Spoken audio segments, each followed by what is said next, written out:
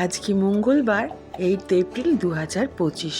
আর সকাল সকাল ঠান্ডা ঠান্ডা তরমুজের শরবত খেয়ে আমি আর তিতুন আজকে একটু বেরোবো। আর আজকে যেহেতু মঙ্গলবার, সেই জন্য আজকে একদম নিরামিষ। ওর বাবা তো ট্যুরে রয়েছে, তাই সকাল সকাল একটু তরমুজের শরবত খেয়ে আমি আর তিতুন বেরিয়ে পড়লাম। তার আগে তোমাদের শুভেচ্ছাটা জানিয়ে দিই, আরও একটা নতুন দিনের অনেক অনেক শুভেচ্ছা। আর আমার পরিবারে তোমাদের সবাইকে জানাই স্বাগত। আশা করি সবাই খুব ভালো আছো, সুস্থ আছো। আর আমাদের এখানে বাইরে বেরোতে গরম লাগলেও এখনও সেই রকম অস্বস্তিদায়ক গরমটা পড়েনি। ওই সর্বোচ্চ তাপমাত্রা মোটামুটি 35 ডিগ্রি মতনই হচ্ছে। তাই জন্য বাইরে বেশ একটা হাওয়াও দিচ্ছে বলে এত রোদ থাকা সত্ত্বেও খুব বেশি কষ্ট হচ্ছে না। তাই এই সময়টা বেরোতে বেশ ভালো লাগছে। অটোর পাশে বসে একটু ঠান্ডা ঠান্ডা হাওয়া খেতে খেতে আমি আর তিতুন চলেছি। তবে ঠান্ডা ঠান্ডা বললাম মানে খুব বেশি ঠান্ডা না, গরমটাও বেশ লাগছে। তবে আমাদের এখানে যেরকম একদম প্যাচপ্যাচে গরমটা পড়ে, সেই কষ্টটা হচ্ছে না। তাই এখনো পর্যন্ত আমি একটু বেরোচ্ছি। এরপর থেকে তো আর দিনের বেলা বেরোনো যাবে না। যাক, গন্তব্যে প্রায় এসে গেছি। আর আমাদের সামনে সামনে তিতুনের স্কুলের সব বাচ্চাগুলো যাচ্ছে। আমরা ছোটবেলায় নিজেদের স্কুলের বাচ্চাদের দেখে যেরকম নস্টালজিক হয়ে পড়তাম, তিতুনদের সেটা হলো না। তিতুনদের বরঞ্চ ভয় লাগলো। পিঠে এত বড় ব্যাগের বোঝা আর এতটা কষ্টদায়ক ছিল, সেটা দেখে তিতুন কিন্তু বেশ একটু অনুশোচনাই করলো। এবার বোধহয় ব্যাগগুলোও পাল্টে দিয়েছে। আমরা কেনাকাটা মোটামুটি হয়ে গেছে। এই যে এই ড্রেসটা কিনলাম, তবে এটা তিতুনের জন্য নয়, এটা গিফট করব একজনকে। পুরো ভিডিওটা দেখলে তোমরা বুঝতেই পারবে। একটু টুকটাক কিছু কেনাকাটা করব, তারপর যাব বাড়িতে। এখানকার ম্যাক্সের কালেকশানগুলো একটু দেখে নিচ্ছি। এই দুলগুলো তিতুনের বেশ পছন্দ হচ্ছে। আগে আমিও খুব পছন্দ করতাম, কিন্তু এখন আর আমার সময়ের সাথে সাথে ভালো লাগছে না। যাই হোক, আবার আমি আর তিতুন বসে পড়েছি। টুকটুক করে হাঁটতে হাঁটতে আরও কয়েকটা জিনিস কিনে নিয়ে আবার অটোতে বসে পড়লাম। চলো এবার রাস্তা দেখতে দেখতে আমরা বাড়িতে যাই।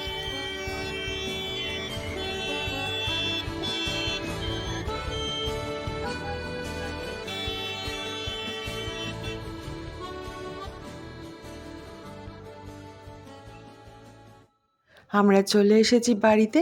আর আজকে যেহেতু মঙ্গলবার, ভেবেছিলাম এসে সেদ্ধ ভাত করে খেয়ে নেব, কিন্তু আসার সময় আমি খুব ধোসা ভালোবাসি বলে এই ধোসা নিয়ে এসেছি।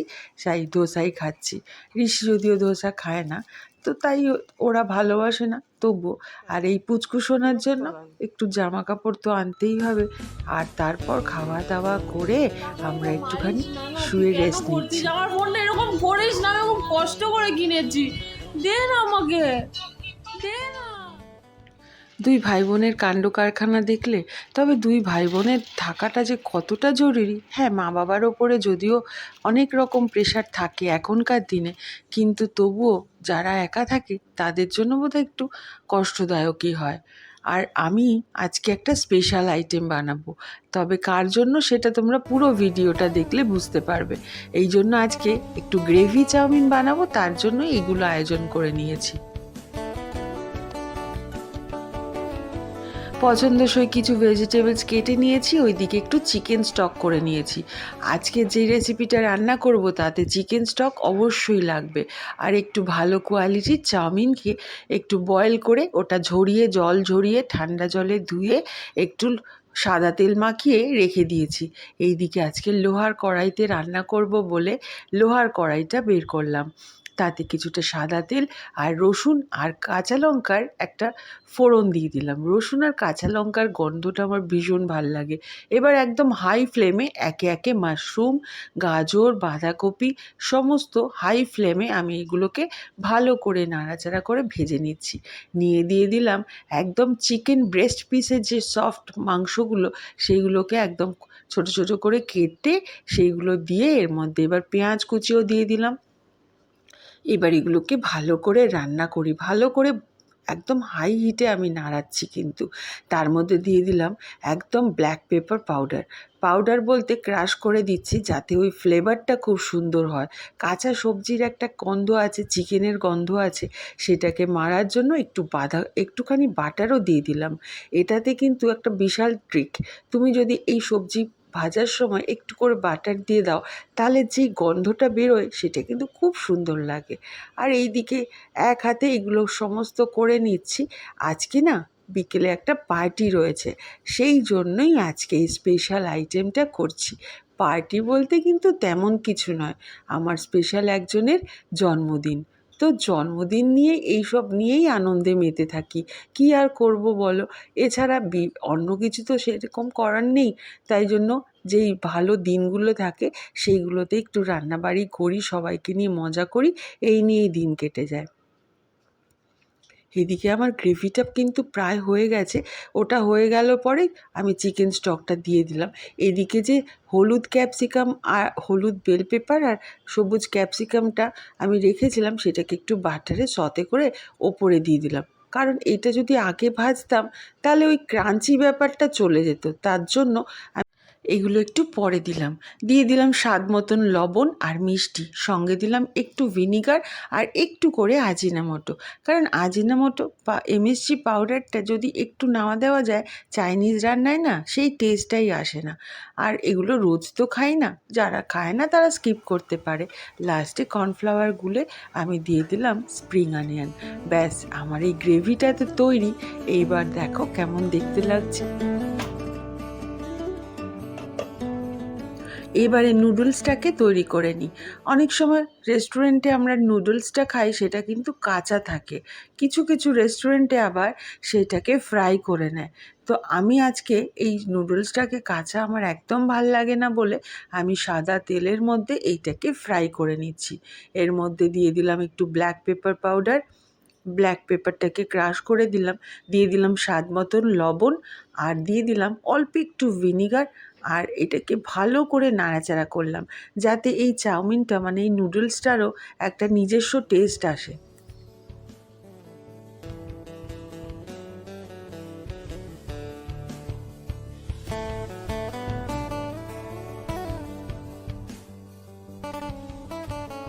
ওপর দিয়ে কিছুটা স্প্রিং অনিয়নও দিয়ে দিলাম, যাতে দেখতেও একটু শোভা পায়।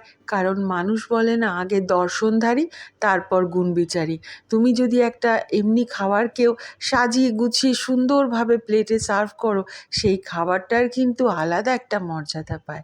এইদিকে তিতুন এসেছে কি রান্না করছি দেখার জন্য। আজকে এবার বলি আজকে কি আছে এবং কার জন্য এই স্পেশাল ডিশটা আমি রান্না করছি। আজকে আমাদের মানার জন্মদিন, তো ও আসবে বলে ওর জন্য আমি এই ডিশটাই রান্না করছি, কারণ ওর ভীষণ গ্রেভি চাউমিন খেতে ভালো লাগে।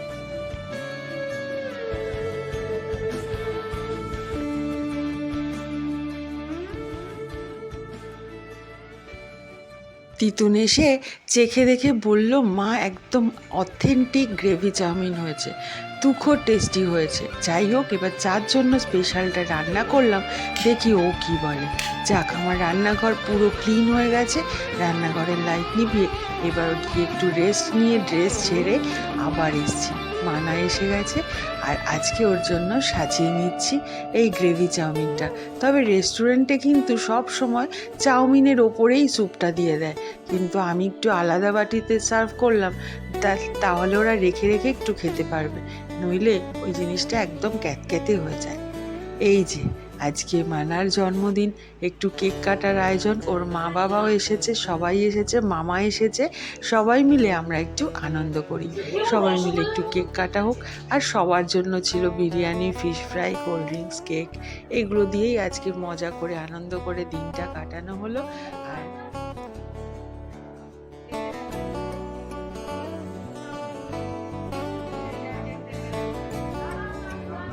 আর ভিডিওটারও একদম শেষ পর্যায়ে চলে আসলাম। তোমরা আমার মানাকে অনেক আশীর্বাদ করো, যাতে ওকে সারা জীবন আমরা এরকম রানীর মতন করেই রাখতে পারি। আর এখন কেক কাটা হোক। চলো আজকের মতন এখানে ব্লগটা শেষ করছি। তোমরা নিজেদের অনেক খেয়াল রেখো, সুস্থ থেকো। আবার তোমাদের সাথে দেখা হবে আমার পরের একটা ব্লগে। ততক্ষণের জন্য bye bye and good night.